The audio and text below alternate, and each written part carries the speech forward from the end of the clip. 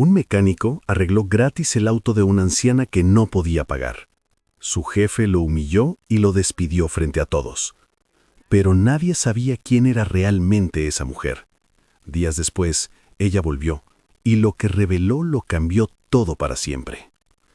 El primer sonido que Eliane Bracamonte escuchaba cada mañana no era una alarma. Era el crujido de sus propias rodillas al levantarse de un colchón que ya no tenía forma. El segundo sonido siempre era el mismo, el silencio de una casa que alguna vez tuvo risas, pero que ahora solo guardaba ecos de una vida que se había ido apagando sin pedir permiso. Eliane tenía 27 años, pero su cuerpo cargaba el peso de alguien que había vivido el doble. Manos agrietadas, uñas permanentemente oscurecidas por la grasa del motor, nudillos marcados por golpes contra fierros oxidados. No eran las manos de un joven. Eran las manos de un hombre que, desde los 14 años, no había conocido otra cosa que el trabajo. Vivía en una casa pequeña, al fondo de un pasaje sin nombre, de esos barrios donde los perros callejeros conocen a todos, pero nadie conoce al vecino. 2 habitaciones, un baño con una ducha que solo daba agua fría, una cocina donde el refrigerador sonaba más fuerte que cualquier conversación. Pero esa casa no era solo suya. En la habitación del fondo, separada por una cortina de tela floreada que doña Lucinda había cosido ella misma hacía años, dormía su madre. Doña Lucinda Bracamonte tenía 63 años, las manos más suaves del barrio y el corazón más fuerte contra la autocompasión. Había pasado su vida planchando ropa ajena, lavando pisos ajenos, cocinando en casas ajenas, y nunca, ni una sola vez, se había quejado. No por orgullo, sino porque sabía que quejarse era un lujo que los pobres no podían darse, porque cada minuto gastado en lamentarse era un minuto menos para sobrevivir. Pero semanas atrás algo cambió. Doña Lucinda comenzó a sentir un cansancio que no se iba con el sueño. Las piernas le pesaban. Las manos que antes planchaban durante horas ahora temblaban después de 5 minutos. El médico del centro de salud comunitario, un hombre joven con ojeras profundas y bata manchada de café, le dijo con una mezcla de profesionalismo y lástima que necesitaba estudios.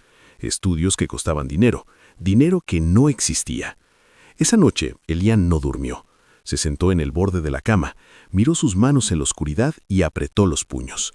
No por rabia, por impotencia, porque sabía que al día siguiente tendría que volver al taller de don Basilio Echenique, tragarse el orgullo y seguir trabajando por un salario que siempre llegaba tarde, incompleto o con alguna excusa nueva. El taller Echenique era un lugar que se caía a pedazos, pero generaba dinero como si fuera una mina de oro. Ubicado entre una avenida principal y un barrio residencial de clase media alta, recibía clientes de todo tipo, desde el taxista que necesitaba un parche rápido hasta el empresario que dejaba su camioneta importada para un servicio completo. Y todo ese dinero pasaba por las manos de don Basilio. Don Basilio Echenique, 61 años. Trajes que ya no le quedaban bien, corbatas innecesarias, un reloj dorado que mostraba cada vez que cruzaba los brazos. Caminaba como si el suelo le debiera algo. Hablaba fuerte y trataba a sus empleados como piezas reemplazables de un motor viejo. Para él, un buen mecánico no era el que sabía más, era el que cobraba más, el que inflaba presupuestos, el que cambiaba piezas que aún servían. Y si alguien cuestionaba eso, siempre repetía la misma frase: aquí no estamos para hacer caridad, estamos para hacer dinero. Eliane odiaba esa frase, no porque no entendiera el negocio, sino porque había aprendido el oficio de otra forma. Su padre, Héctor Bracamonte, también fue mecánico, de los que arreglan motores bajo un árbol, de los que se limpian las manos con trapos sin color, de los que escuchan un motor como si fuera un cuerpo humano. Héctor le enseñó algo más importante que la mecánica, que las manos de un mecánico son manos que sirven, y que servir no es humillarse, servir es dignidad. Héctor murió cuando Eliane tenía 17 años. Un accidente, una carretera oscura, un camión sin luces, un hombre bueno sin tiempo para despedirse. Desde entonces, Eliane dejó de hablar de su padre en voz alta, pero cada vez que tomaba una llave inglesa, cada vez que ajustaba una tuerca, cada vez que escuchaba un motor arrancar limpio, sentía que su padre seguía ahí, en sus manos.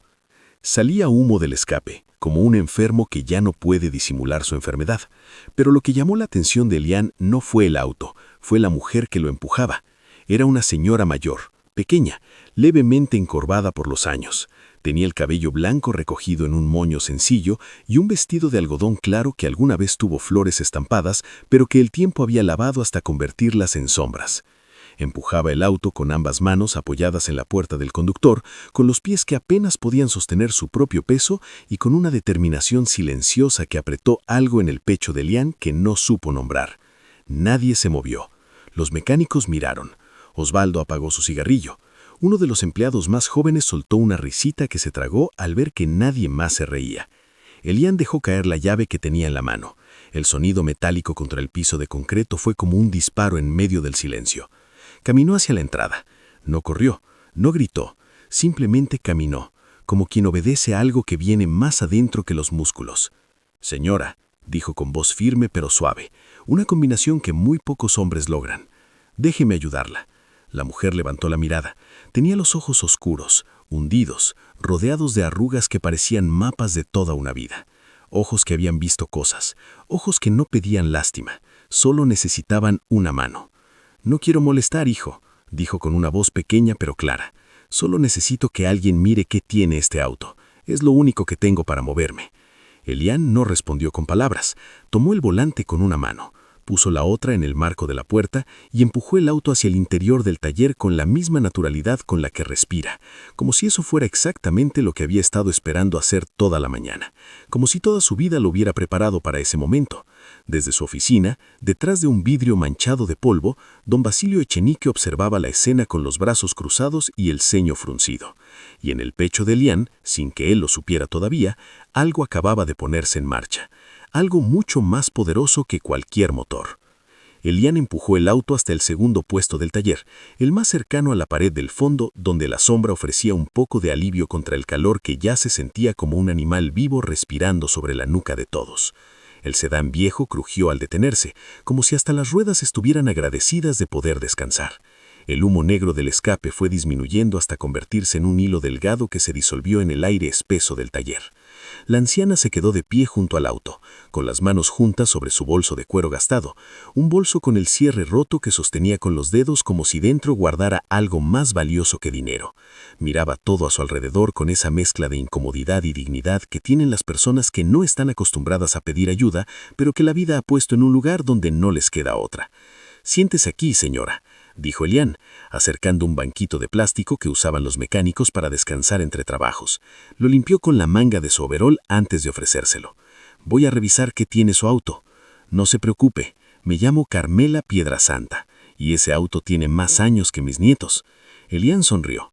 No una sonrisa grande, sino pequeña, de esas que aparecen cuando uno reconoce algo familiar en un desconocido, algo que le recordó a su madre. Esa misma forma de hablar con humor suave, incluso cuando la situación no tenía nada de gracioso. Se metió debajo del capó. Lo primero que vio fue el desastre. No era un problema, eran varios. El radiador tenía una fuga lenta que había dejado manchas verdes por toda la parte inferior del motor. La batería estaba hinchada, a punto de reventar. Las bujías parecían pertenecer a otro siglo, y la correa del alternador estaba tan desgastada que era un milagro que el auto hubiera llegado hasta ahí sin quedarse varado en medio de la calle. Elian revisaba cada pieza con calma, en silencio, con esa concentración absoluta que solo tienen quienes aman lo que hacen, aunque la vida les haya quitado el derecho a disfrutarlo. Tocaba cada pieza con respeto, como si el auto fuera un paciente y él fuera el único médico disponible en kilómetros. Osvaldo se acercó desde atrás, secándose las manos con un trapo rojo que ya no absorbía nada. «¿Qué tiene?», preguntó en voz baja mirando de reojo hacia la oficina de don Basilio. «Tiene de todo, hermano. Radiador, batería, bujías, correa. Si le hacemos un presupuesto normal, le va a salir como 2 meses de pensión a esa señora». Osvaldo miró a la anciana. Estaba sentada, con las manos sobre las rodillas, mirando el piso con la quietud de alguien que ya esperaba nada bueno, pero sin expresar desesperación, sino como quien acepta su destino con una triste calma. «Necesito saber». Elliot miró a Oswaldo. Oswaldo miró al piso, calculando piezas y mano de obra. «Estamos hablando de una cantidad importante». Doña Carmela abrió su bolso con dedos temblorosos. Sacó un monedero de tela bordada, de esos que hacen las abuelas con retazos viejos, y lo abrió. Adentro había billetes arrugados. Pocos, muy pocos. Los contó despacio, moviendo los labios en silencio, como si contar así hiciera que el dinero rindiera más. Cuando terminó, cerró el monedero. No dijo nada, pero sus manos temblaron un poco más que antes, y sus ojos, esos ojos que no pedían lástima, se humedecieron por primera vez. No me alcanza, dijo con una voz que intentaba ser firme, pero que se quebró en la última palabra. Ni siquiera me alcanza para la mitad. El taller entero pareció detenerse. El ruido de las herramientas, las conversaciones lejanas, el ventilador girando en el techo, todo se volvió silencio, como si el universo estuviera esperando ver qué hacía Elian Bracamonte en ese momento. Y Elian hizo lo que su padre habría hecho. Doña Carmela, guarde su dinero. ¿Cómo que guarde su dinero? Yo voy a arreglar su auto. Pero, hijo, no puedo. No le estoy preguntando si puede. Le estoy diciendo que lo voy a hacer. Guarde ese dinero. Úselo para algo que necesite. El auto va a quedar como nuevo. Doña Carmela lo miró. Lo miró de verdad. No como se mira a un mecánico. No como se mira a un extraño que ofrece algo sospechoso. Lo miró como se mira a alguien que te recuerda que la bondad todavía existe, que no se extinguió, que solo estaba escondida esperando el momento correcto para aparecer. ¿Por qué?, preguntó ella. Y en esa sola palabra había más emoción que en 1000 discursos. Aquí tienes tu texto revisado, con puntuación correcta y reescrito para mayor claridad, ritmo y fluidez, manteniendo la intensidad y la tensión de la escena. En cualquier discurso, Elian no supo qué responder. O tal vez sí lo sabía, pero no encontraba las palabras. Se quedó en silencio un momento, mirando sus propias manos manchadas de grasa, esas manos que habían aprendido a arreglar cosas rotas desde que tenía memoria. «Porque puedo», dijo finalmente, «y porque alguien tiene que hacerlo». No hubo aplausos, no hubo música de fondo, no hubo nadie grabando con un teléfono para subirlo a internet. Solo un hombre joven con las manos sucias y una anciana de ojos húmedos. Conectados por algo que no necesitaba nombre. Elian trabajó durante las siguientes 3 horas sin parar. Cambió el radiador usando una pieza que había en el depósito del taller, una que don Basilio había guardado para un cliente que nunca la reclamó. Reemplazó la batería con una que Oswaldo, sin decir nada, sacó de su propio casillero. Era usada, pero funcional, y Oswaldo la había guardado semanas atrás pensando en venderla. La puso sobre la mesa de trabajo, le dio una palmada a Elian en el hombro y volvió a su puesto sin decir palabra. Las bujías las sacó de un juego que estaba en el inventario como defectuoso, pero que Elian sabía que funcionaban perfectamente. Y la correa del alternador la reemplazó con una que encontró en una caja de piezas sobrantes que nadie revisaba desde hacía meses. Todo encajó. Todo funcionó, como si el universo estuviera colaborando en silencio. Mientras trabajaba, doña Carmela no se movió de su banquito. No sacó un teléfono, no habló con nadie. Solo observaba con una atención que no era curiosidad. Era algo más. Algo que Elian no podía ver porque estaba concentrado en el motor. Pero Oswaldo sí lo notó. Notó que la anciana miraba a Elian como si estuviera evaluando algo, como si hubiera encontrado justo lo que buscaba. A las 2 de la tarde, Elian cerró el capó, se limpió las manos con un trapo, revisó los niveles por última vez y caminó hasta el asiento del conductor. Giró la llave. El motor encendió al primer intento. Limpio, fuerte, vivo, como si ese auto viejo hubiera recuperado 20 años en una tarde.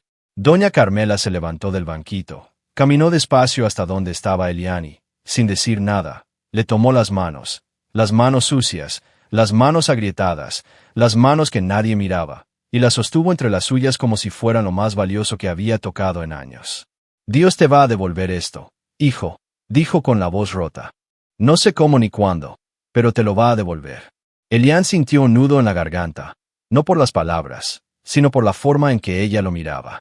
Como si él fuera alguien importante, como si lo que acababa de hacer significara algo enorme en un mundo donde esas cosas ya no significaban nada. «No tiene que devolverme nada, doña Carmela. Cuídese mucho y cualquier cosa que necesite el auto, venga aquí y pregunte por mí». Ella asintió, sacó un pañuelo blanco del bolso y se secó los ojos. Luego se subió al auto con una agilidad que parecía nueva, como si el gesto de Elian le hubiera devuelto, no solo el auto, sino también un poco de fuerza. Arrancó despacio, salió del taller y se perdió entre el tráfico de la tarde sin mirar atrás. Elian se quedó parado en la entrada del taller viéndola irse. Por primera vez en mucho tiempo, sintió algo que había olvidado. Algo que no tenía que ver con dinero, ni con problemas, ni con el cansancio acumulado de años enteros. Sintió que había hecho algo que valía la pena. Algo real. Pero esa sensación duró exactamente 4 minutos, porque 4 minutos después la puerta de la oficina de don Basilio se abrió de golpe. El sonido del metal contra la pared hizo que todos en el taller giraran la cabeza al mismo tiempo, como animales que reconocen el sonido de un depredador.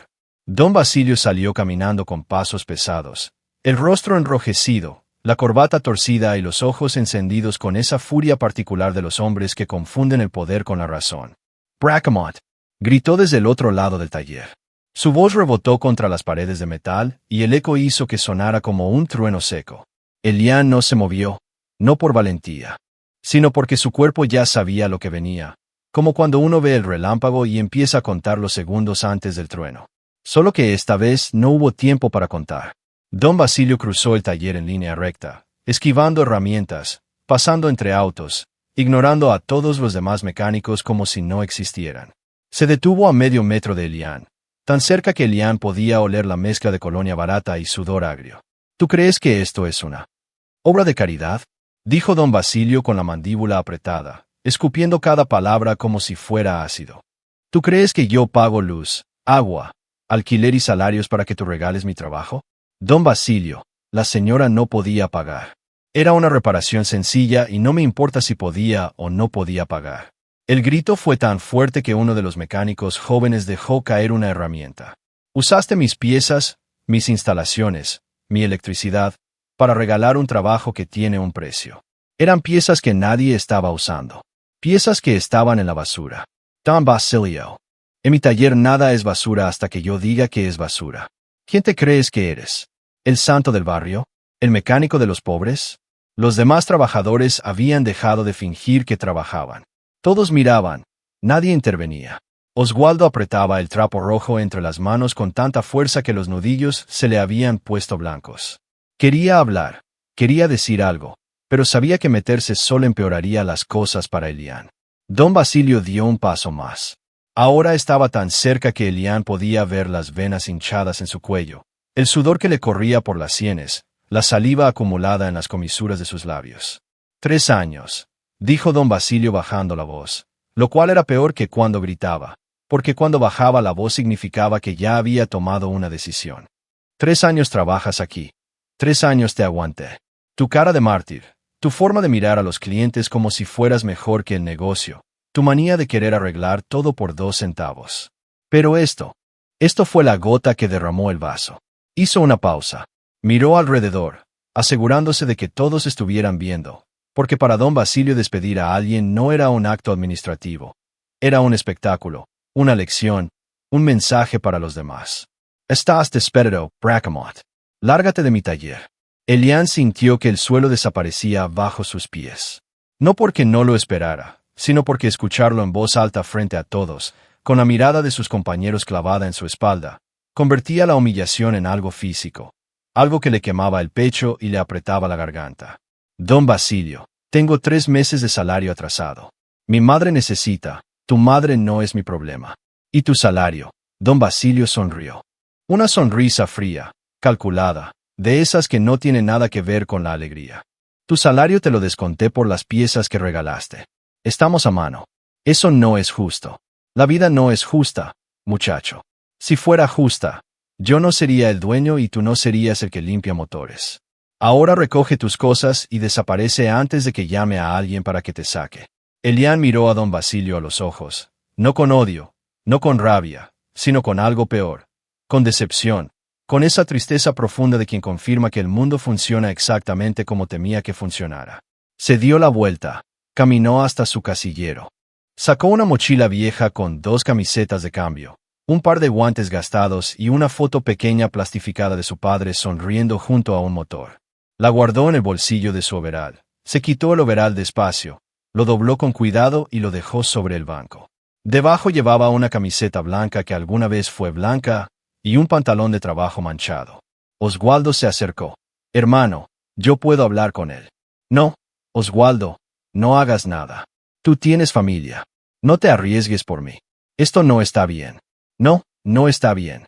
Pero así es. Se dieron la mano, un apretón largo y fuerte, de esos que dicen más que cualquier abrazo. Elian caminó hacia la salida del taller. Cada paso sonaba hueco contra el piso de concreto. Pasó junto a los otros mecánicos, que agacharon la mirada. Pasó junto a los autos levantados, que ya no eran su responsabilidad. Pasó junto a la oficina de don Basilio, que ya se había encerrado de nuevo detrás de su vidrio sucio. Cuando llegó a la calle, el sol de la tarde le golpeó la cara y el ruido de la ciudad lo envolvió como una ola. Elian Bracamontes se detuvo. Miró hacia atrás una última vez. No al taller, no a don Basilio. Miró hacia el lugar donde había estado el auto de doña Carmela, el lugar vacío, el espacio donde había hecho lo correcto. Y en ese momento, con los bolsillos vacíos, sin empleo, sin salario, sin justicia, Elian Bracamontes supo una cosa con absoluta certeza: volvería a hacerlo. Si pudiera retroceder el tiempo y revivir esa tarde exacta, volvería a arreglar ese auto sin cobrar un centavo. Porque hay decisiones que no se toman con la cabeza, se toman con las manos.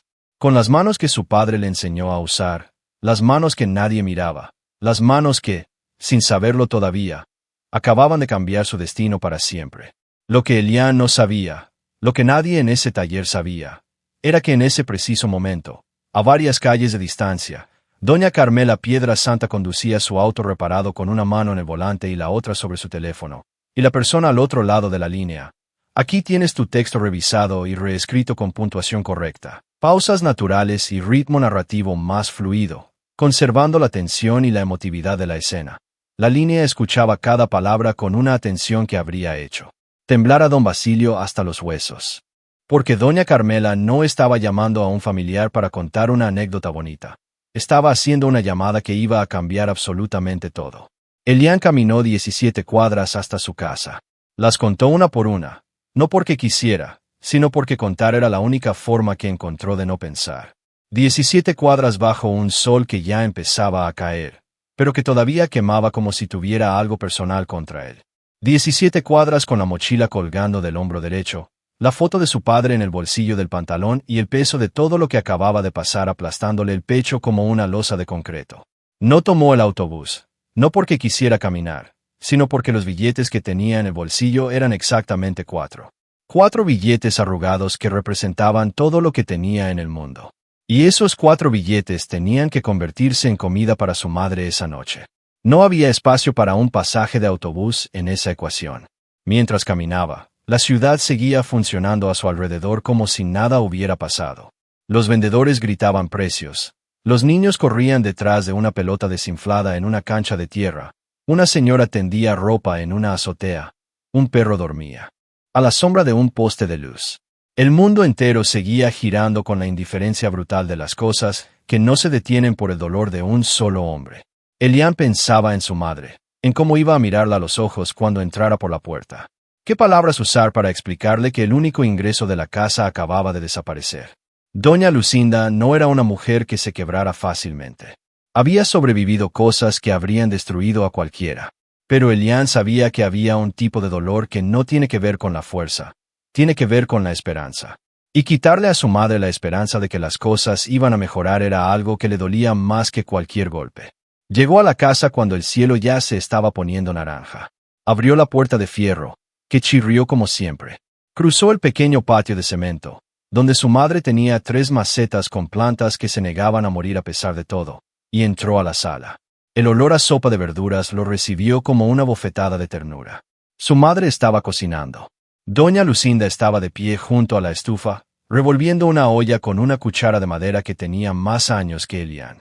Llevaba un delantal floreado y el cabello recogido con un pañuelo azul. Cuando escuchó la puerta, giró la cabeza y sonrió. Pero la sonrisa duró exactamente 2 segundos, porque las madres no necesitan palabras para saber que algo está mal. Las madres leen el cuerpo de sus hijos como otros leen los libros. Y lo que doña Lucinda leyó en el cuerpo de Elian esa tarde no estaba escrito en ningún idioma que se pudiera pronunciar sin que se quebrara la voz. ¿Qué pasó?, preguntó. No gritó, no se alarmó, solo preguntó, con esa calma terrible de las madres que saben que la respuesta va a doler. Elian dejó la mochila en el suelo, se sentó en la única silla del comedor que no cojeaba y trató de hablar. Pero la primera palabra se le atoró en la garganta como un hueso. Tuvo que tragar, respirar e intentar de nuevo. Me despidieron, mamá. El silencio que siguió fue más ruidoso que cualquier grito. Doña Lucinda dejó la cuchara dentro de la olla, se limpió las manos en el delantal, Caminó despacio hasta la mesa y se sentó frente a su hijo. No dijo nada durante un momento largo. Solo lo miró con esos ojos que habían visto tanto, con esas manos que habían planchado 1000 camisas ajenas para que su hijo tuviera una propia. ¿Por qué?, preguntó. Y Elian le contó todo. Le contó sobre la anciana que llegó empujando un auto que se estaba muriendo. Le contó sobre las. Aquí tienes tu texto. Revisado y reescrito con puntuación correcta, fluidez narrativa y pausas naturales, manteniendo la carga emocional y el ritmo. Elian le contó sobre las piezas que usó, sobre la batería que Oswaldo le prestó, sobre las 3 horas que pasó arreglando algo que nadie le pidió que arreglara. Le contó sobre la cara de doña Carmela cuando el motor arrancó, sobre sus manos temblando al abrir el monedero, sobre la forma en que lo miró cuando le dijo que no le iba a cobrar. Y luego le contó sobre don Basilio, sobre los gritos, sobre la humillación frente a todos, sobre los 3 meses de salario que le robó con una sonrisa, sobre la puerta del taller cerrándose a sus espaldas como una sentencia. Doña Lucinda escuchó todo sin interrumpir. Cuando Elian terminó, el silencio volvió a llenar la cocina. La sopa burbujeaba suavemente en la estufa. Afuera, un perro ladraba a la distancia. El reloj de pared marcaba las 7:10 de la noche. Entonces doña Lucinda hizo algo que Elian no esperaba.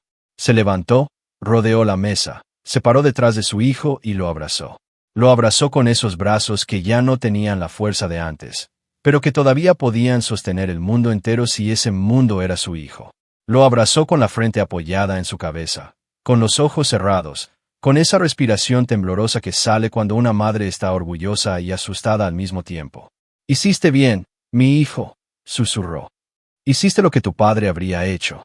Y eso vale más que cualquier trabajo». Elian apretó los labios, cerró los ojos. Por primera vez en años, sintió que algo caliente le bajaba por la mejilla. No hizo ruido, no se sacudió, solo dejó que esa lágrima cayera en silencio, como caen las cosas importantes. «Pero mamá, tus estudios, el dinero va y viene, Elian. La dignidad no. El día que pierdas la dignidad, ahí sí vamos a tener un problema de verdad». Cenaron en silencio esa noche. La sopa de verduras sabía a lo que siempre sabía, a poco y a mucho al mismo tiempo. A poco, porque los ingredientes eran mínimos. A mucho, porque estaba hecha con las manos de una madre que convertía la escasez en alimento, la pobreza en calidez, la nada en algo que llenaba más que el estómago. Elian lavó los platos mientras su madre se iba a descansar. La escuchó toser 2 veces antes de que el silencio del cuarto del fondo le confirmara que se había dormido. Se quedó parado frente al fregadero con las manos mojadas, mirando la pared descascarada, y por un momento se preguntó cómo era posible que el mismo par de manos que esa mañana había reparado un motor ahora no pudiera reparar su propia vida. No durmió esa noche. Se acostó en su colchón hundido, con los ojos abiertos, mirando el techo donde una grieta avanzaba despacio, como un río diminuto que nadie iba a arreglar. Pensó en todas las veces que había tragado su orgullo en el taller, todas las veces que había obedecido órdenes que le revolvían el estómago, todas las veces que había inflado un presupuesto, cobrado de más, cambiado una pieza que no necesitaba cambio. Todo eso, ¿para qué? Para terminar en la calle, sin salario, sin dignidad laboral, sin nada, excepto la certeza de que, al final, cuando hizo lo único correcto de su vida, el mundo lo castigó por ello. Los días que siguieron fueron los más difíciles que Elian había vivido desde la muerte de su padre. Se levantaba temprano como si todavía tuviera un trabajo al que ir. Se bañaba con agua fría, se ponía su mejor camiseta, la única que no tenía manchas de grasa, y salía a caminar por la ciudad con un objetivo que sonaba simple, pero que resultó ser casi imposible: encontrar trabajo. Fue al primer taller mecánico que encontró, a 6 cuadras de su casa, un lugar pequeño con un letrero pintado a mano que decía, «Mecánica rápida». Entró. Preguntó si necesitaban personal. El dueño, un hombre gordo con bigote que comía un sándwich mientras hablaba, lo miró de arriba a abajo y le preguntó dónde había trabajado antes. Cuando Elian dijo el nombre del taller Echenique, el hombre frunció el ceño. «¿Y por qué te fuiste de ahí?» «Me despidieron». «¿Por qué?» Elian dudó. Podía mentir, inventar una historia sobre recorte de personal o reestructuración, pero no lo hizo. Mentir era exactamente lo que don Basilio le había enseñado a hacer. Y Elian había decidido, en algún momento entre la puerta del taller y la de su casa, que no iba a ser más como don Basilio. Arreglé gratis el auto de una señora que no podía pagar. Mi jefe no estuvo de acuerdo. El hombre del sándwich lo miró como si acabara de decir que creía en extraterrestres. Hermano, aquí necesito gente que sepa cobrar, no que regale el trabajo. Lo siento. Fue al segundo taller. Mismo resultado. Al tercero, misma historia. En algunos lugares ni siquiera lo dejaban terminar de hablar. En otros le pedían referencias. Y cuando llamaban al taller Echenique, don Basilio contestaba con la misma frase envenenada que había preparado como un arma. Ese muchacho es un irresponsable que usa recursos de la empresa para hacer favores personales. No lo recomiendo. Cada puerta que se cerraba era un golpe, no en el cuerpo, sino en algo más profundo. En ese lugar donde uno guarda la creencia de que esforzarse tiene sentido, de que ser bueno tiene recompensa, de que el mundo, aunque sea injusto, eventualmente reconoce a quienes hacen lo correcto. Pasaron los días y Elian comenzó a sentir algo que nunca había sentido. Vergüenza de llegar a su propia casa, vergüenza de sentarse a la mesa y comer la comida que su madre preparaba con lo poco que quedaba en la alacena, vergüenza de mirarla a los ojos. Claro, aquí tienes tu texto revisado y reescrito con puntuación correcta, párrafos claros y mejor fluidez narrativa, manteniendo la tensión y la emoción. Y ver que ella intentaba sonreír para no preocuparlo mientras tosía cada vez más seguido, y que las ojeras bajo sus ojos se hacían cada vez más oscuras. Una tarde, después de caminar durante horas buscando trabajo sin encontrarlo, Elian se sentó en una banca de un parque pequeño que estaba a medio camino entre su casa y el centro de la ciudad. Era un parque descuidado, con los juegos infantiles oxidados y el pasto seco, pero tenía un árbol grande, un árbol viejo con raíces que levantaban la banqueta y ramas que daban una sombra generosa. Se sentó debajo de ese árbol y sacó la foto de su padre del bolsillo. La miró durante un rato largo. Héctor Bracamontes sonreía en esa foto. Sonreía con grasa en la cara y una llave inglesa en la mano. Sonreía como sonríen los hombres que saben quiénes son. Papá, murmuró Elian, tan bajo que las palabras apenas salieron de sus labios. Hice lo que me enseñaste. Hice lo correcto. Porque siento que me estoy hundiendo. El árbol no respondió. El viento no sopló. Ninguna señal mágica apareció en el cielo. Porque la vida real no funciona así. En la vida real, hacer lo correcto a veces no viene con una recompensa inmediata. A veces viene con silencio, con soledad, con la sensación horrible de que fuiste el único idiota en un mundo lleno de gente inteligente que sabe cuándo mirar para otro lado. Elian guardó la foto, se levantó de la banca, se limpió los ojos con el dorso de la mano y decidió, en ese momento exacto, bajo ese árbol viejo en un parque olvidado, que no iba a rendirse. No por él, sino por ella, por doña Lucinda, por esas manos que todavía temblaban cada mañana mientras le servían el café con la misma sonrisa de siempre.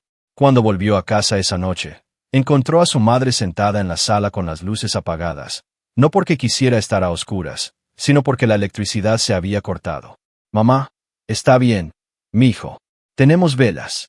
Y ahí estaba, una vela encendida sobre la mesa del comedor, una sola vela que iluminaba la mitad del rostro de doña Lucinda y dejaba la otra mitad en sombras, como si la vida misma les dijera que estaban exactamente en la frontera entre la luz y la oscuridad, y que el siguiente paso determinaría hacia qué lado caían.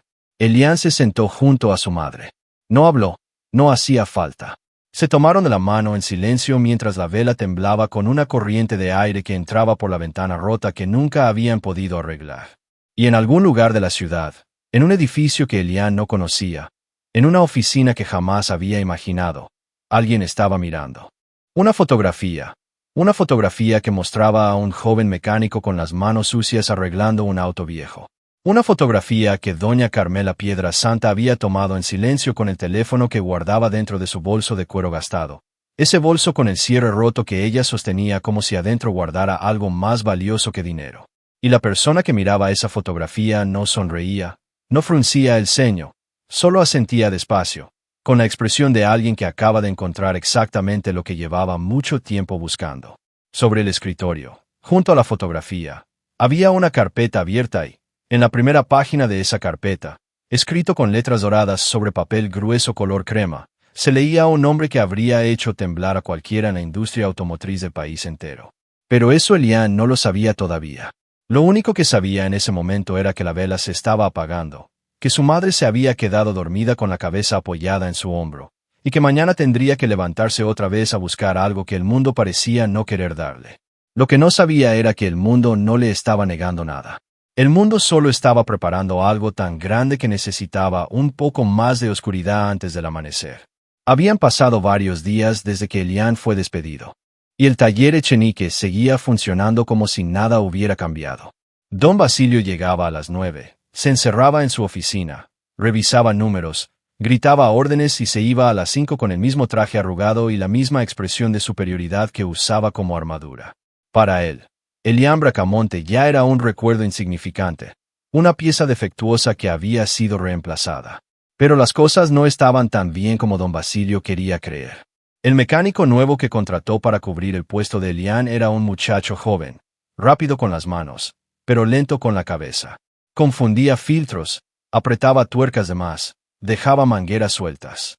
En su primera semana ya había tenido que rehacer 3 trabajos que los clientes devolvieron con quejas.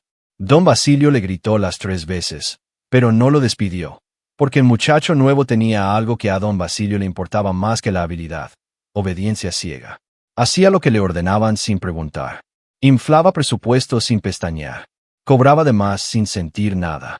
Era, en pocas palabras, el empleado perfecto para un hombre como don Basilio. Oswaldo, mientras tanto, hacía su trabajo en silencio, pero algo había cambiado en él desde que Elian se fue. Ya no fumaba en la puerta trasera con esa calma perezosa de antes. Ya no hacía bromas entre trabajos. Llegaba, trabajaba, se iba, como una máquina que funciona, pero que perdió algo esencial, algo que no aparece en ningún manual técnico, pero que se nota en cada movimiento. Una mañana, mientras Oswaldo revisaba el sistema eléctrico de una camioneta, escuchó que don Basilio hablaba por teléfono en su oficina con la puerta entreabierta. No estaba escuchando a propósito, pero la voz de don Basilio tenía ese tono particular que adoptaba cuando estaba nervioso, un tono más agudo, más rápido, como el de un animal que huele peligro. No, señor, le aseguro que el trabajo fue realizado correctamente. Sí, entiendo que hubo un problema con el motor, pero eso no fue responsabilidad nuestra. No puedo aceptar una devolución de ese monto.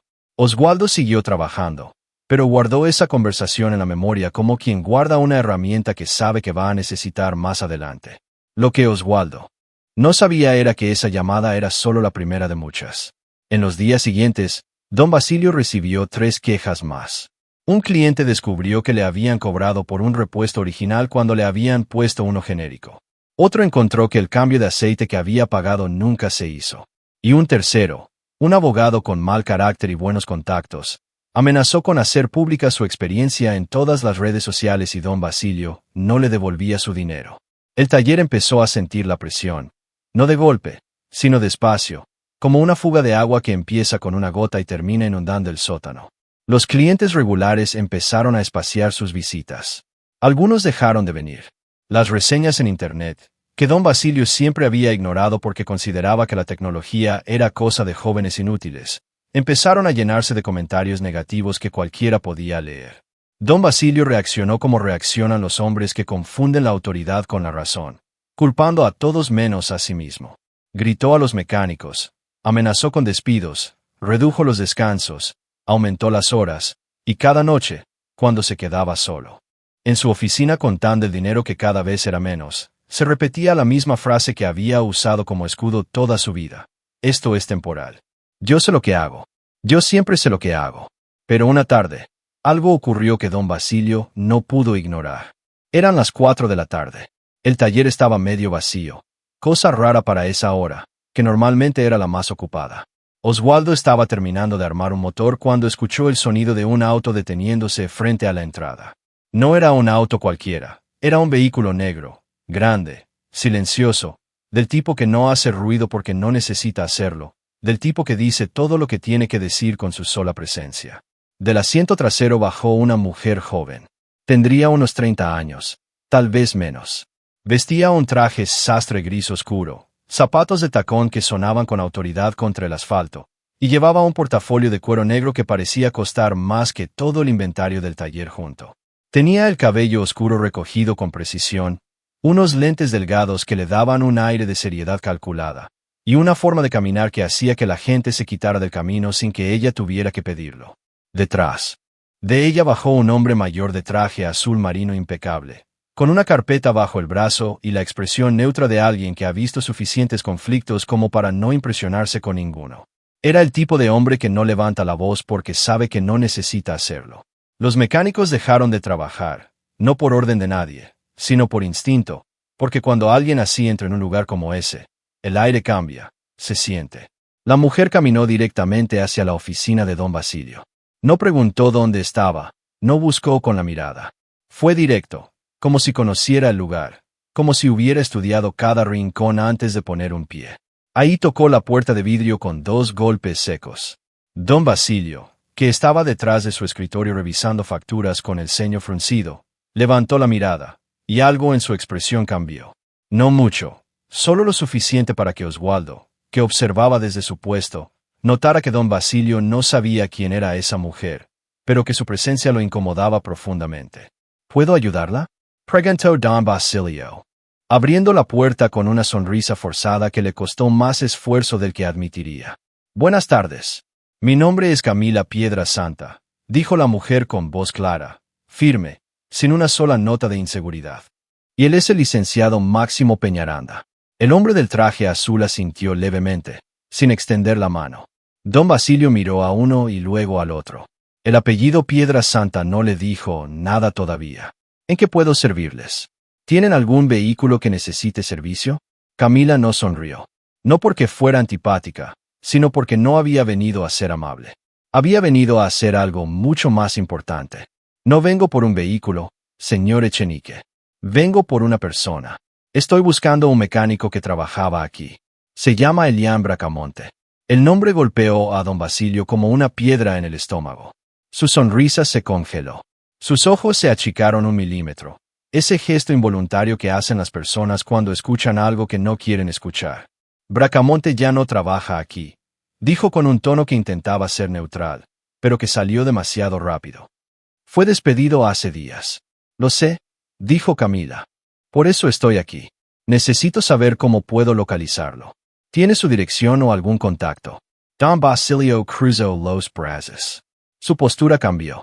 Ya no era la del empresario cordial recibiendo una visita. Era la del hombre territorial que siente que alguien está entrando en su espacio sin permiso. Y puedo preguntar para qué lo buscan, dijo. El licenciado Peñaranda habló por primera vez. Su voz era baja, calmada, con el peso específico de alguien que elige cada palabra como quien elige una herramienta quirúrgica. Es un asunto privado, señor Echenique. Solo necesitamos la información de contacto del señor Bracamonte. Mire, no sé qué habrá hecho Bracamonte ni en qué problemas se habrá metido, pero ese muchacho era un empleado problemático y responsable. Usaba recursos de la empresa para hacer favores personales. Lo despedí por causa justificada y no tengo ninguna obligación de. Claro, aquí tienes tu texto revisado y reescrito con la puntuación corregida, párrafos claros y fluidez narrativa. Echenique, interrumpió. Camila. Su voz cortó el discurso de don Basilio como un cuchillo caliente corta mantequilla. No le estoy pidiendo su opinión sobre el señor Bracamonte. Le estoy pidiendo un dato. Si no lo tiene o no desea compartirlo, no hay problema. Lo encontraremos por otros medios. Don Basilio se quedó en silencio. No estaba acostumbrado a que lo interrumpieran, y mucho menos a que lo interrumpiera una mujer de 30 años con lentes delgados y un portafolio que costaba más que su reloj dorado. Oswaldo, en su puesto, había escuchado todo y, en ese momento, tomó una decisión que le costó 3 segundos de duda y una vida entera de lealtad. Se limpió las manos, caminó hacia donde estaban Camila y el licenciado, y habló con la voz firme de un hombre que sabe que está haciendo lo correcto, aunque le cueste el trabajo. Yo sé dónde vive Elian. Don Basilio giró la cabeza hacia Oswaldo con una velocidad que habría sido cómica en cualquier otra circunstancia. Oswaldo, vuelve a tu puesto. Esto no es asunto tuyo. Con todo respeto, don Basilio, replicó Oswaldo, Elian es mi amigo, y si alguien lo está buscando, tiene derecho a saberlo. Te estoy dando una orden, dijo don Basilio, y yo le estoy dando una dirección. ¿A quién la necesita?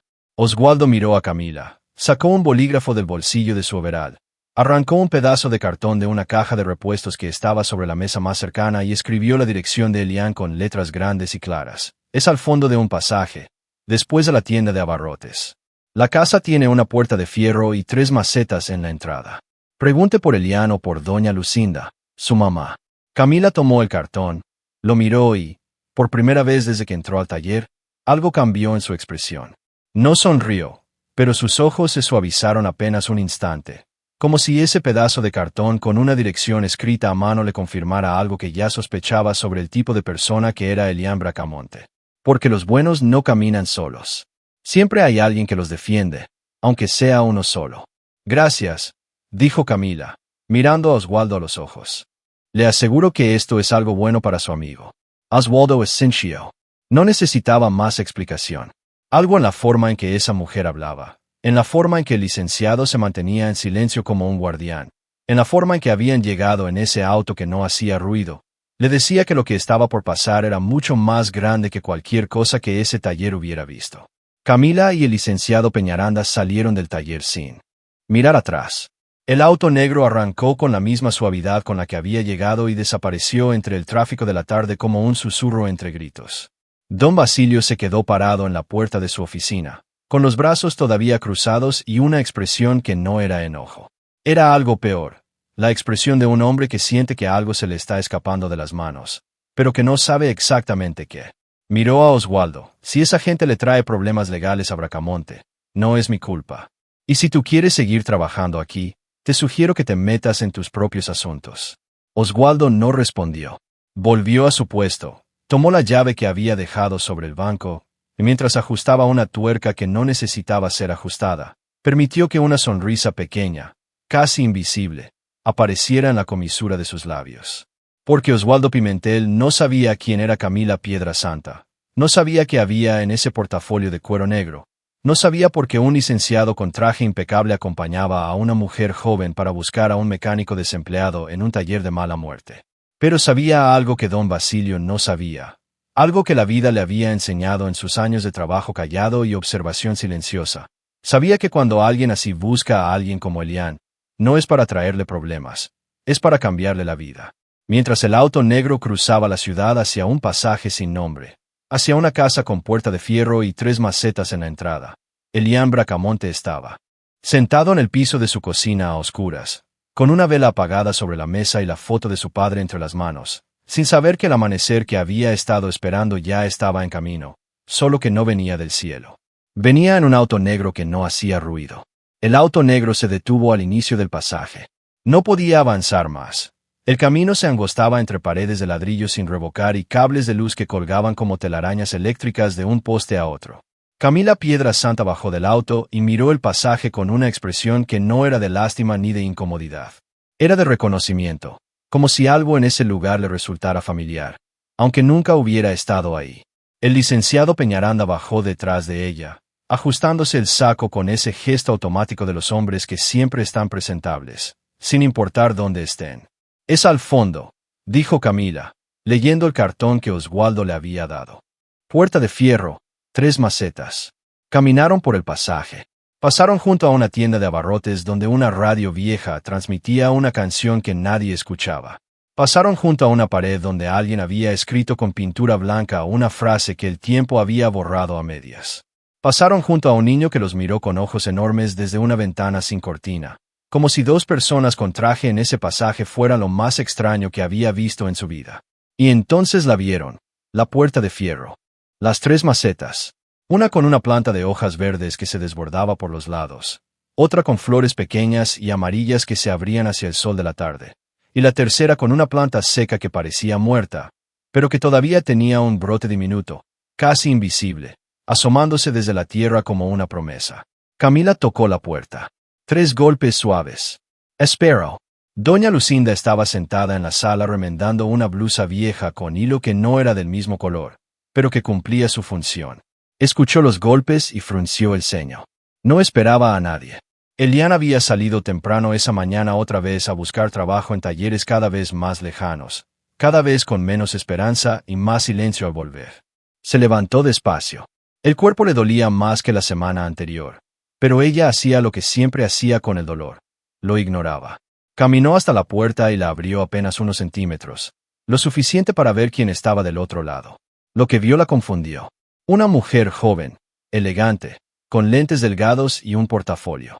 Un hombre mayor con traje azul y carpeta bajo el brazo, parados en la entrada de su casa como si se hubieran equivocado de dirección. «Buenas tardes, señora», dijo Camila con voz firme pero respetuosa, como si supiera exactamente cuánta suavidad necesitaba ese momento. «¿Es usted doña Lucinda Bracamonte?» «Sí, soy yo. ¿Quién la busca?»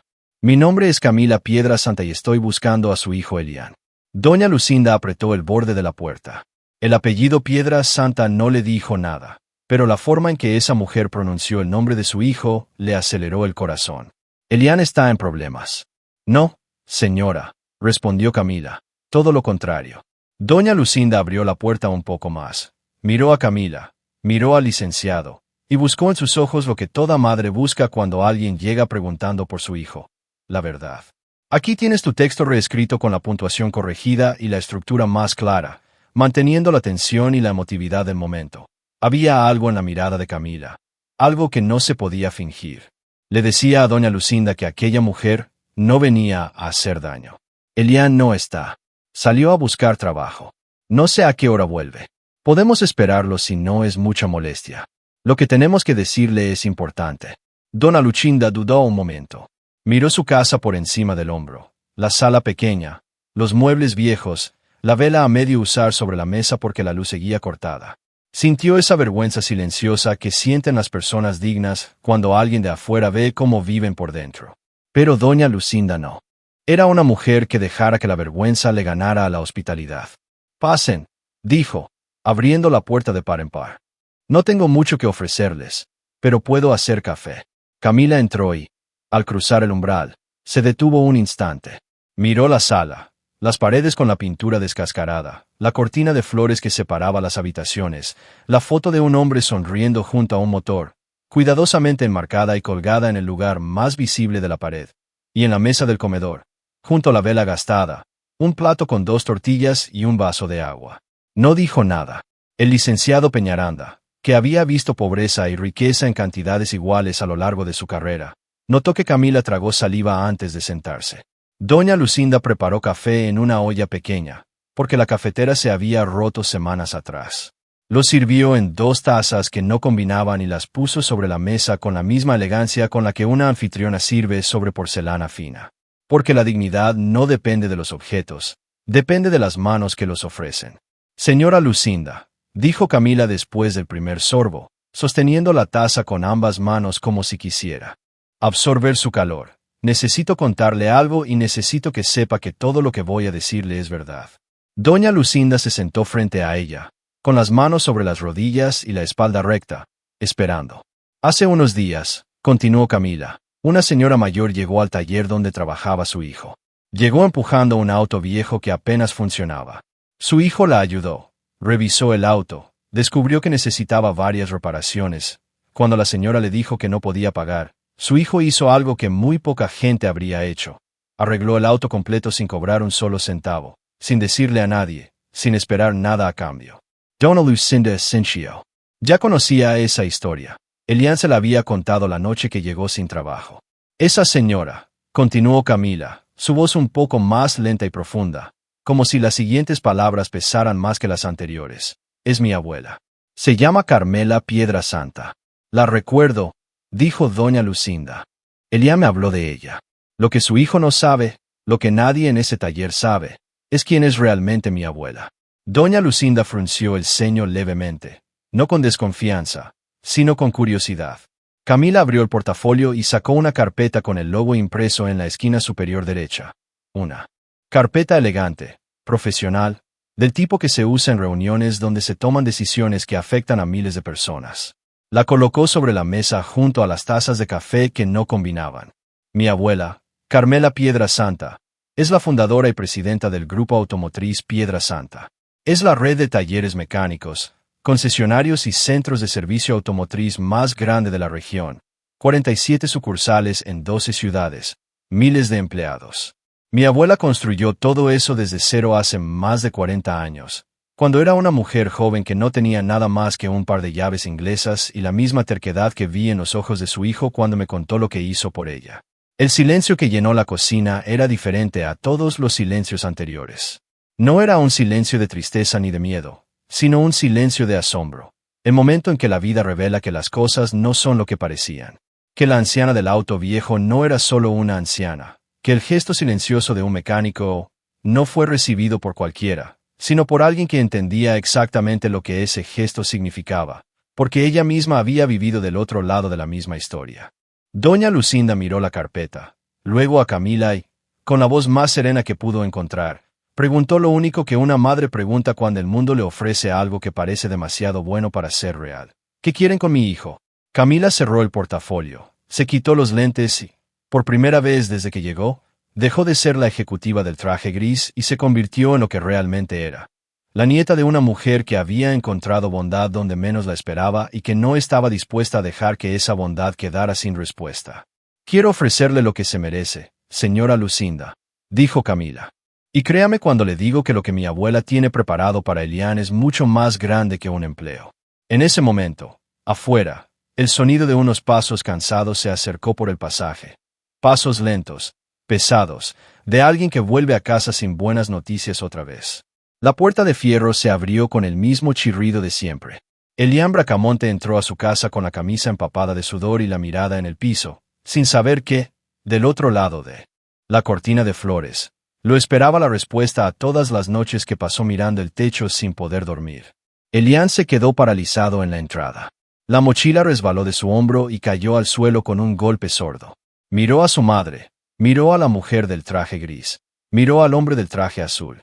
Su primer instinto, el instinto de alguien que ha recibido demasiados golpes como para esperar algo bueno, fue pensar que venían a cobrarle algo, que don Basilio había mandado abogados, que las piezas que usó para arreglar el auto de doña Carmela ahora eran una deuda legal que iba a enterrarlo todavía más. Mi hijo, dijo doña Lucinda, levantándose de la silla con una calma que contradecía todo lo que estaba sintiendo por dentro. Siéntate. Estas personas te están buscando y es algo bueno. Elian no se sentó. Se quedó parado con las manos a los costados, con la camiseta empapada de sudor pegada al cuerpo, con los ojos yendo de un rostro a otro, buscando la trampa, porque la vida le había enseñado que cuando algo parece bueno, casi siempre es porque todavía no has visto la letra pequeña. Camila se puso de pie y se acercó a él sin prisa, manteniendo una distancia respetuosa, como si entendiera que ese hombre necesitaba espacio para procesar lo que estaba pasando. Mi nombre es Camila Piedrasanta. Soy nieta de la señora a la que usted le arregló el auto hace unos días, la señora Carmela. El nombre atravesó el aire como una chispa. Elian abrió los ojos un poco más. La imagen de doña Carmela apareció en su mente con una claridad absoluta.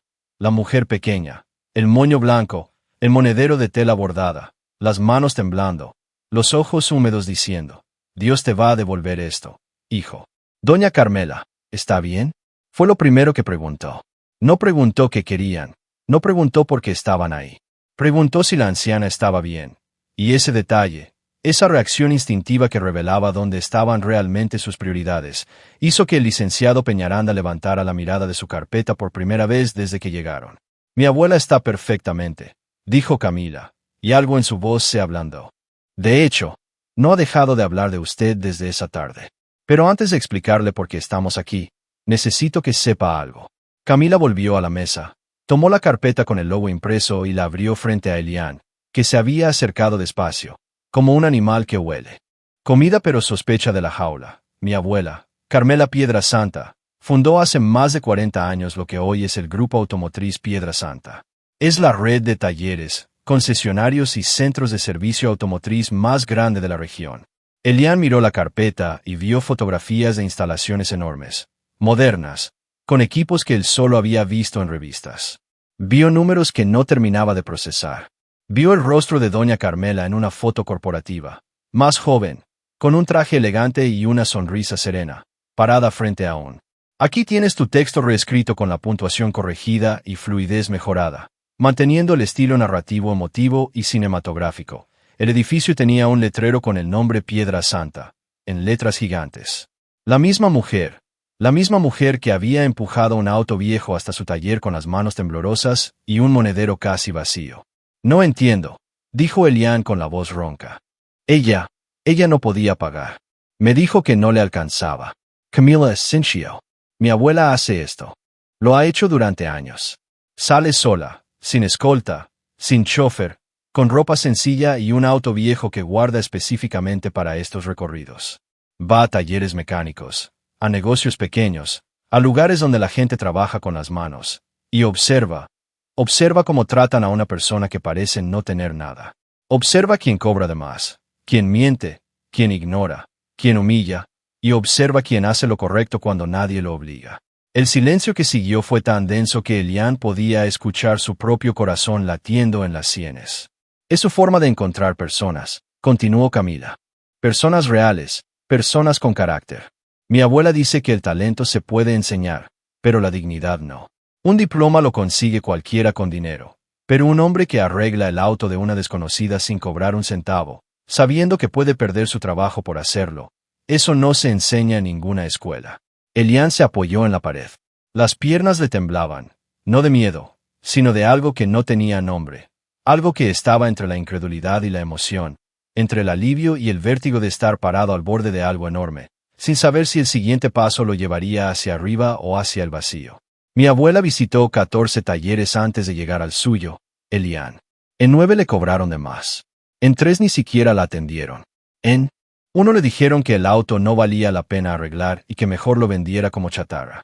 Usted fue el único que la miró a los ojos, el único que le dijo que guardara su dinero, el único que le arregló el auto como si fuera el auto más importante del mundo. Doña Lucinda, que había estado escuchando en silencio desde su silla, se llevó la mano al pecho. Sus ojos estaban húmedos, pero no lloraba, sostenía las lágrimas con la misma fuerza con la que había sostenido todo en su vida.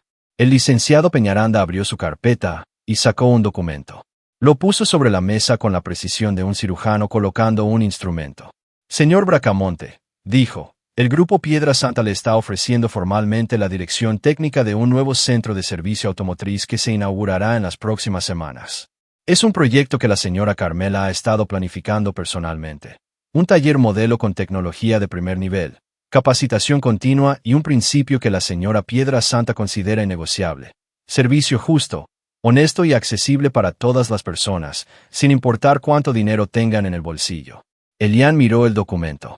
Las letras se movían frente a sus ojos porque sus manos temblaban tanto que el papel vibraba entre sus dedos.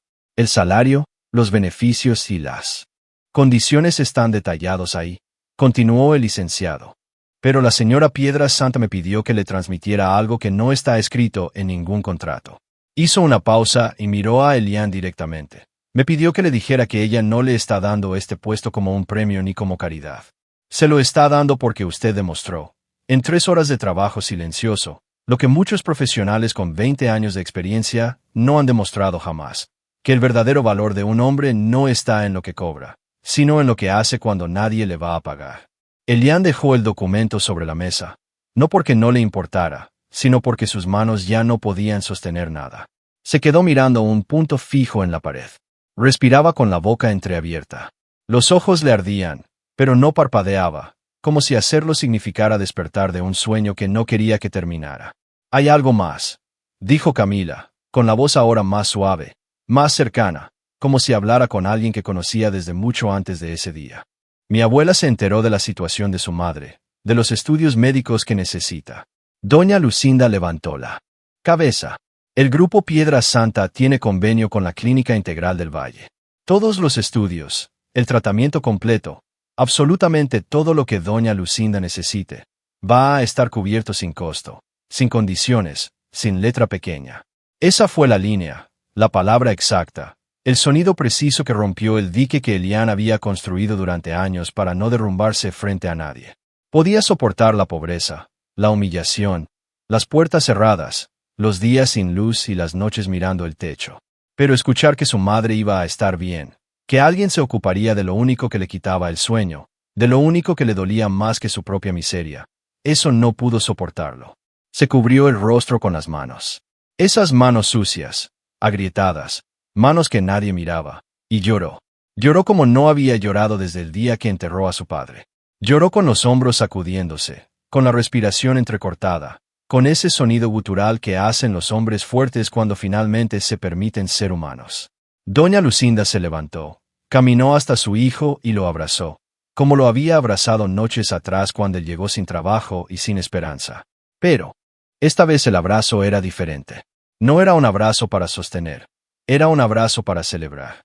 Camila miró al licenciado. El licenciado miró a Camila y ambos hicieron algo que los profesionales de su nivel rara vez hacen. Se quedaron en silencio. Porque hay momentos que no necesitan abogados, ni contratos, ni carpetas con logos dorados. Hay momentos que solo necesitan a una madre y a un hijo abrazados en una cocina sin luz, llorando juntos, porque la vida acaba de demostrarles que la bondad no se pierde, solo tarda en volver. Cuando Elian levantó el rostro, con los ojos rojos y las mejillas mojadas, miró a Camila y dijo lo único que podía decir, lo único que tenía sentido, lo único que cabía en ese momento. Dígale a su abuela que gracias, y que si me da la oportunidad, voy a hacer que ese taller sea el lugar que ella soñó. Se lo prometo con las mismas manos que le arreglaron el auto. Camila sonrió por primera vez desde que llegó. Una sonrisa real, sin cálculo, sin estrategia. La sonrisa de alguien que acaba de confirmar que su abuela, una vez más, tenía razón. Se lo voy a decir, dijo, pero conociéndola, probablemente ya lo sabe. Afuera, el sol se había puesto. El pasaje estaba oscuro. Pero dentro de esa casa, por primera vez en mucho tiempo, algo brillaba, y no era una vela. Semanas después, la ciudad amaneció diferente para Elian Bracamonte. No porque el sol saliera distinto, ni porque las calles hubieran cambiado, sino porque él ya no era el mismo hombre que caminaba 17 cuadras con la mirada en el suelo contando los pasos para no pensar. Ahora caminaba con la espalda recta, con los ojos al frente, con algo en el pecho que no sentía desde que era niño y su padre lo subía a sus hombros para que pudiera ver por encima de la multitud. El nuevo centro de servicio automotriz Piedra Santa estaba ubicado en una esquina amplia, a pocas cuadras de la avenida principal, en un edificio completamente renovado. Paredes blancas, pisos limpios, herramientas organizadas con una precisión que a Elian le recordaba a las manos de su padre, acomodando cada llave en su lugar exacto después de cada trabajo. Había 6 puestos de servicio equipados con tecnología que él solo había visto en revistas. Una sala de espera con sillas cómodas, agua fresca y un televisor que pasaba documentales sobre mecánica clásica. Y en la entrada, sobre la pared principal, había un letrero que doña Carmela había mandado hacer personalmente. No tenía el logo de la empresa. No. Claro. Aquí tienes tu texto reescrito con puntuación correcta, claridad narrativa y flujo mejorado, manteniendo el estilo emotivo y cinematográfico. Tenía un eslogan de marketing. Una frase escrita con letras simples sobre fondo blanco. El verdadero valor de un servicio no se mide por lo que cobras. Se mide por lo que dejas en la persona que confió en ti. Elian leyó esa frase cada mañana durante semanas. Cada mañana, algo adentro de él se acomodaba un poco más, como las piezas de un motor que finalmente encuentran su lugar. La inauguración fue un día que Elian grabó en su memoria con la claridad de una fotografía. Llegó temprano, como siempre. Se puso el uniforme nuevo, un overal azul oscuro con el logo de Piedra Santa bordado en el pecho y su nombre cosido sobre el bolsillo izquierdo. Se miró en el espejo del baño del taller, y por un momento no se reconoció. No por la ropa, sino por los ojos. Tenía los mismos ojos oscuros de siempre, pero ahora había algo diferente en ellos. Algo que se parecía a la paz. A las 9 de la mañana, un auto negro se detuvo frente al taller. Elian lo reconoció de inmediato. Era el mismo auto que había llegado al taller cuando Echenique lo buscaba. Pero esta vez, del asiento trasero no bajó Camila sola. Primero bajó el licenciado Peñaranda, que sostuvo la puerta con una mano firme. Luego bajó Camila, con un vestido blanco que le daba un aire completamente distinto al del traje gris. Y finalmente, despacio, con la misma calma con la que empujaba aquel auto viejo por la calle, bajó doña Carmela Piedra Santa. Pero esta vez no llevaba el vestido de algodón desteñido, ni el bolso de cuero con el cierre roto. No tenía las manos temblorosas ni los ojos de quien pide ayuda. Llevaba un traje color marfil, elegante sin ser ostentoso, con un collar discreto y el cabello blanco peinado con la sofisticación que solo tienen las mujeres que llevan décadas sabiendo exactamente quiénes son. Caminaba con un bastón de madera tallada, que usaba más por costumbre que por necesidad. Y en sus ojos, esos mismos ojos oscuros que Elian recordaba humedecidos junto al capó de un auto moribundo, ahora brillaba algo que iba más allá de la gratitud. Brillaba orgullo. Elian salió a recibirla. Se paró frente a ella y durante un momento largo no supo qué hacer. No sabía si darle la mano, abrazarla, hablar o callarse. Todo lo que había ensayado mentalmente durante días se evaporó en el instante en que la tuvo enfrente. Fue doña Carmela quien rompió el silencio. «Déjame ver tus manos, hijo». Elian extendió las manos, las mismas manos. Siempre, agrietadas, oscurecidas, con las uñas que nunca terminaban de quedar limpias por más que las restregara. Las manos de un mecánico. Doña Carmela las tomó entre las suyas. Las sostuvo con la misma firmeza con que las había sostenido aquel día en el taller de don Basilio, cuando el motor arrancó y ella le dijo que Dios se lo iba a devolver. «Estas manos», dijo, con voz clara y serena, «son exactamente lo que yo estuve buscando durante años. No manos que supieran arreglar motores, eso lo hace cualquiera. Manos que supieran arreglar la fe de una vieja en la gente». Elian apretó los labios, respiró hondo y asintió sin poder hablar, porque la garganta se le había cerrado otra vez. «Yo empecé como tú, Elian», continuó doña Carmela sin soltar sus manos.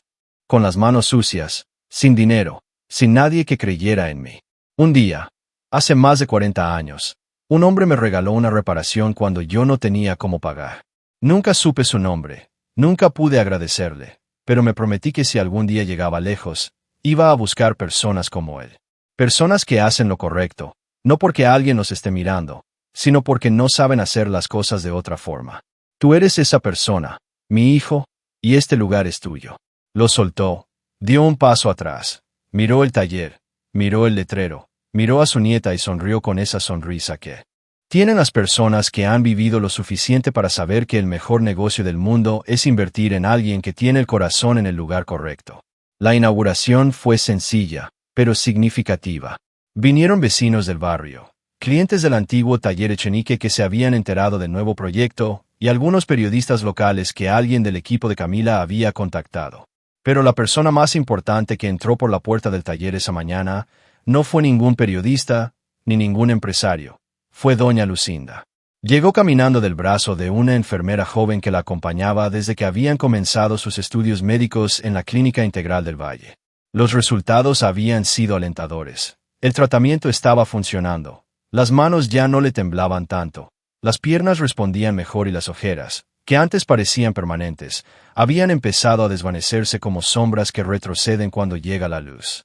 Doña Lucinda entró al taller y se detuvo en la puerta. Miró todo a su alrededor con los ojos muy abiertos. Las instalaciones brillantes, las herramientas nuevas, el nombre de su hijo bordado en un uniforme limpio y el letrero sobre la pared que hablaba de valor y confianza, con las mismas palabras que ella le había repetido toda la vida, sin saber que alguien más en el mundo pensaba igual. Elian la vio, cruzó el taller y la abrazó. No con prisa, no con urgencia, con la calma de un hombre que finalmente puede abrazar a su madre sin sentir vergüenza por no poder darle lo que merece. Porque ahora podía. Ahora sí podía. «Lo lograste, mi hijo», susurró doña Lucinda contra su hombro. «Tu papá estaría tan orgulloso. Lo logré porque tú me enseñaste a no rendirme, mamá. Todo esto es tuyo». «No, Elian. Todo esto es de tus manos. Yo solo las guié cuando eran pequeñas. El resto lo hiciste tú». Había una persona más que llegó esa mañana. Una persona que Elian no esperaba ver, pero que esperaba con todo el corazón. Osvaldo Pimentel apareció en la puerta del taller con una bolsa de herramientas colgando del hombro y una expresión que mezclaba nervios con emoción. Elian lo había llamado 3 días antes. Le había dicho que el nuevo taller necesitaba un jefe de mecánicos, alguien confiable, alguien que supiera trabajar en silencio y defender a sus compañeros. Cuando hiciera falta, alguien que entregara una dirección escrita en un cartón cuando todo el mundo le decía que se callara. Osvaldo había aceptado sin pensarlo 2 veces. Había dejado el taller Echenique esa misma tarde, recogiendo sus cosas mientras don Basilio le gritaba desde la oficina que era un malagradecido y un traidor. Osvaldo no respondió, solo caminó hacia la salida, se detuvo en la puerta, se giró y dijo con la calma de quien ya no tiene nada que perder: «Don Basilio, usted me enseñó algo importante. Me enseñó exactamente el tipo de jefe que nunca quiero ser». Y se fue. Ahora estaba parado en la entrada del nuevo taller, mirando a Elian con esa sonrisa torcida de siempre. La sonrisa que aparecía en los momentos más inoportunos y que esta vez aparecía en el momento perfecto. «Necesitas un mecánico, hermano», dijo Oswaldo, levantando la bolsa de herramientas. Elian caminó hacia él, le estrechó la mano, lo jaló hacia un abrazo fuerte, de esos que hacen ruido cuando las espaldas chocan, de esos que dicen todo sin decir nada. Siempre, hermano, siempre. Y mientras el taller se llenaba de gente, de conversaciones, de ese zumbido vital que tienen los lugares donde algo bueno está empezando, don Basilio Echenique estaba sentado solo en su oficina, detrás de su vidrio manchado de polvo, mirando un taller cada vez más vacío. Los mejores clientes se habían ido, los mejores mecánicos se habían ido.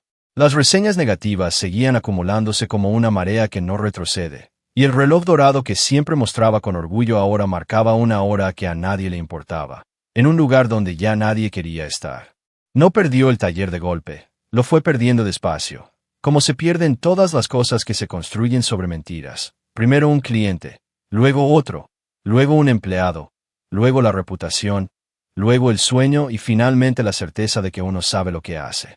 Don Basilio nunca entendió que salió mal. Y esa fue su verdadera derrota. No perder el negocio, sino perder la oportunidad de entender por qué lo perdió. Pasaron los meses, y el centro de servicio Piedra Santa se convirtió en referencia del barrio, luego de la zona, luego de la ciudad entera. La gente hacía fila para llevar sus autos, no porque fuera el más barato, ni porque fuera el más rápido, sino porque era el único lugar donde te miraban a los ojos, te explicaban exactamente qué tenía tu auto, te cobraban lo justo y te devolvían el vehículo funcionando como debía funcionar. Sin trucos, sin piezas innecesarias, sin mentiras disfrazadas de tecnicismos. Elian dirigía todo, con la misma seriedad silenciosa con la que siempre había trabajado. No gritaba, no amenazaba, no usaba el miedo como herramienta. Hablaba poco, escuchaba mucho y trataba a cada mecánico como lo que eran. Personas con manos que sirven, personas como él. Una tarde, cuando el taller ya había cerrado y Elian estaba solo revisando los números del día en su pequeña oficina, encontró algo sobre su escritorio que no estaba allí por la mañana. Era una caja pequeña de madera, sin envoltura, sin tarjeta, con una sola palabra tallada en la tapa: gracias. La abrió. Adentro había una llave inglesa vieja, oxidada, gastada por el uso de décadas enteras. No era una llave nueva, ni cara, ni especial en ningún sentido técnico, pero Elian la reconoció al instante. Porque en el mango, grabadas con un punzón de forma irregular, estaban dos letras: HB, Héctor Bracamonte. Debajo de la llave había una nota escrita con letra temblorosa pero clara. Mi abuela encontró esta llave en un taller viejo hace años. Pertenecía a un mecánico que le regaló una reparación cuando ella no tenía nada. Nunca supo su nombre. Hasta ahora, Elian. Tu padre fue el primero, y tú eres la prueba de que las manos buenas siempre encuentran la forma de volver a arreglar lo que el mundo rompe. Carmela.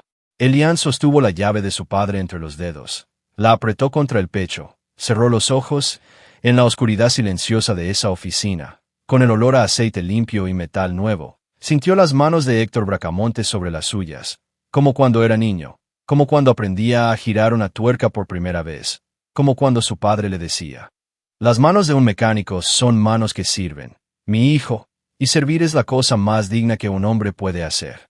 Elian abrió los ojos, miró la llave, miró sus propias manos y por primera vez en su vida no vio grasa, ni grietas, ni cicatrices. Vio exactamente lo que su padre siempre vio en ellas: dignidad.